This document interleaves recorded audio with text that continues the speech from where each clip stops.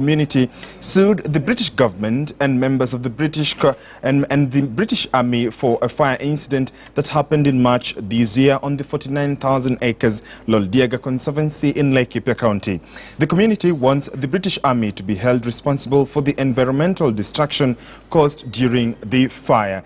We are now joined by Clement Masombo, our reporter, joining us from the Nanyuki law courts. Good morning, Clement. Once again, earlier on, our residents, we saw residents gather behind you as you were talking to us about that, rather the events that happened in March this year. Perhaps what are they expecting or anticipating from the courts and the justice system this morning?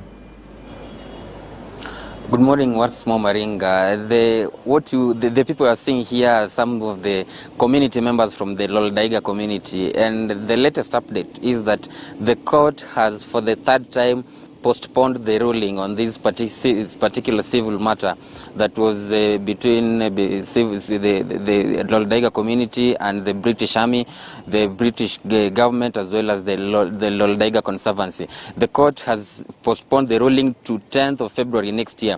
Remember, the first ruling was supposed to be delivered on 24th of November. It was deferred to the 14th of December, which was supposed to happen today, and it has now again been postponed to 10th of February. And the community here are not, of course, happy with the outcome of the court today. And they are saying that maybe by any chance there could be interference from the diplomatic side of it. But allow me to engage their lawyer who has been representing them from the start up to today. And of course, thank you so much, lawyer Kevin Kubai. We understand that you are, of course, very much disappointed, bearing in mind that there were a lot of expectations from you and from your clients, the community members. What has happened in the court, because we understand it was happening virtually? Yes. The court has postponed its judgment to the 10th of February 2022. And indeed, delay defeats equity, delay defeats justice, delay raises suspicions, and delay kills the hope of these people. So while the pangs and the effect of these fires are biting harder, their hope is dwindling, because now for that time they cannot understand why the court has not been able to deliver this particular judgment. And more suspiciously is the fact that the British Army has been sued several times, even at this very high court in Nanyuki, on several other matters. But in this particular issue, they continue to raise the aspect of state immunity, which means now that these community members cannot be able to prosecute this case against the British Army. And it's very unfortunate that some 3 weeks ago, actually on the 24th, we buried one of us who was the vice chair of these particular members. And the reasons for his demise were stage 1 throat cancer, which from the medical report was activated by the smoke. So these people continue to save more severe effect, health issues, food insecurity, animal-human conflict, and we do not know until when they shall find rest and justice. Maybe, Wakili, during the postponement of the hearing, the ruling today, what are some of the reasons that were given that caused the postponement? Justice Kosibor said that the judgment is not ready, and so we will give her more time until now, the 10th of February. So maybe what does the delay mean, the delay in delivering this particular ruling? What does it mean to the community? Because we understand, say, in your petition, the petition that was signed by 1,494 community members, you are saying that the scars that were left to the community members, some of them are irreparable. What does this postponement and delay mean to the community? One, this delayment raises suspicion among members of the community, because most of them do not have, or they do not know of the leeway. So it raises a lot of suspicions on diplomatic interventions. Then, owing to this adverse effect facing these community members, they are left more vulnerable than ever before, especially going by the fact that COVID-19 disrupted most of the economic policies of the country. And then these fires now are making them even more vulnerable. We're speaking of loss of their first season crop, and now we're speaking of the second loss of their second season crop. In fact, most of them yesterday night, they spent a restless night because of jumbos that attacked their crops. So further delay means further effect, means further injustices to these people.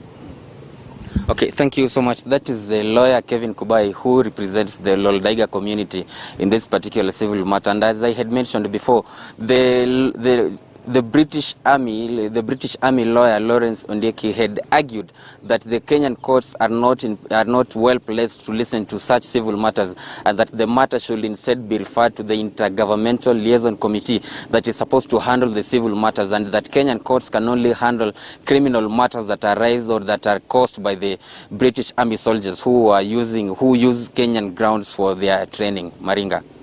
Indeed, Ochanda, Masombo, I beg your pardon. Before I let you go, perhaps even as this ruling was postponed today, did you see any appearance for counsel by counsel for the defendants, that is the British Army and the British Army Training Unit in Kenya, that is Batuk? And perhaps if you could, because we still have some more time for you, perhaps we would love to hear what the residents have to say, even as you tell us about the appearance of these lawyers for the defendants. Were they there in the morning, even as the court postponed that ruling?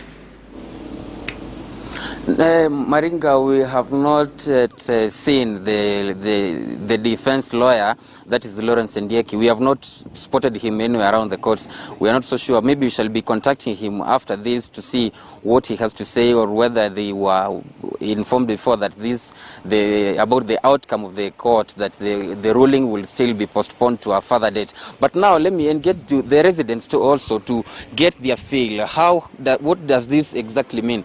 Asante sana, niungane na wewe utuambie.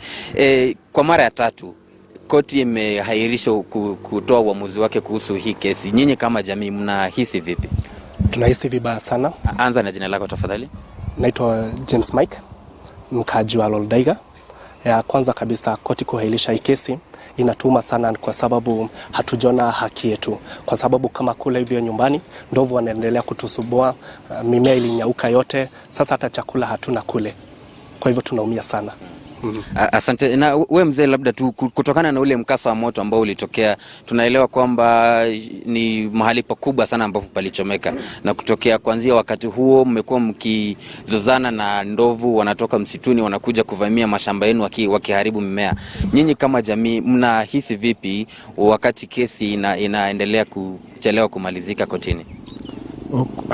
Mimi naitwa John Kiojore Kamau na ni mkaaji wa Lolldaiga, area Lolldaiga. Na kwa kusema kweli, mkasa wa moto ilipoanza, sio ndovu tu peke yake wanatusubua. Tuko na wengine wamepata magonjwa ya kimwili, kitu naitwa hata wengine wameshaenda hospitali na kwa sababu ya macho. Na kwa kusema